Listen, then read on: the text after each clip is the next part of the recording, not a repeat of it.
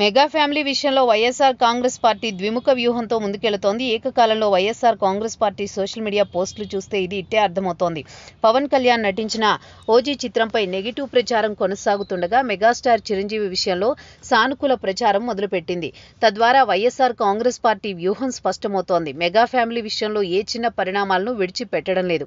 YSR Congress party కేవలం పవన్ కళ్యాణ్ ను ఒంటరి చేసేందుకు చేయని ప్రయత్నం అంటూ లేదు. ముందుగా మెగా ఫ్యామిలీ నుంచి అల్లు ఫ్యామిలీని వేరు చేయాలని చూశారు. అందులో కొంత సక్సెస్ అయ్యారు. కానీ దాంతో లాభం కంటే వైసీపీకే నష్టం జరిగింది. మెగా కాంపౌండ్ వాల్ నుంచి వచ్చారు అల్లు అర్జున్. ఈ విషయాన్ని చాలా సందర్భాల్లో చెప్పుకొచ్చారు.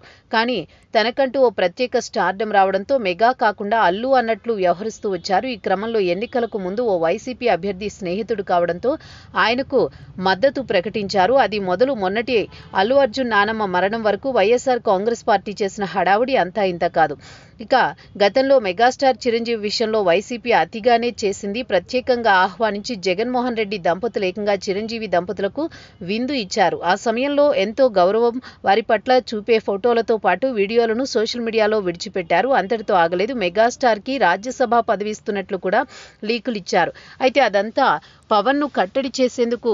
అయితే తాజాగా బాలకృష్ణ చేసిన వ్యాఖ్యలతో చిరంజీవి తమవాడే అన్నట్టుగా భావిస్తున్నారు వైఎస్ఆర్ కాంగ్రెస్ పార్టీ శ్రేణులు. చిరంజీవి అభిమానుల ముసుగులో రకరకాల వ్యాఖ్యానాలు చేస్తున్నారు. బాలకృష్ణ కేవలం గట్టిగా అడగలేదు, జగన్మోహన్ రెడ్డికి అప్పట్లో అడిగే పరిస్థితి లేదు అని చెప్పే ప్రయత్నం చేశారు. చివరికి చిరంజీవి సైతం అవమానం జరిగినట్లు మాట్లాడారు బాలకృష్ణ. అప్పటి నుంచి చిరంజీవిపై అభిమానం ఉన్నట్లు చెబుతూ సోషల్ మీడియాలో ప్రచారం చేస్తున్నారు. కొద్ది రోజుల కిందట రామ్ చరణ్ నటించిన ఓ చిత్రం విడుదలైంది. ఇదే వైసీపీ శ్రేణులు సోషల్ మీడియా విభాగం ఆ చిత్రంపై నెగిటివ్ ప్రచారం చేసింది. భారీ బడ్జెట్తో నిర్మించిన ఆ చిత్రము నెగిటివ్ ప్రయత్నం వలన కూడా దెబ్బ పడింది.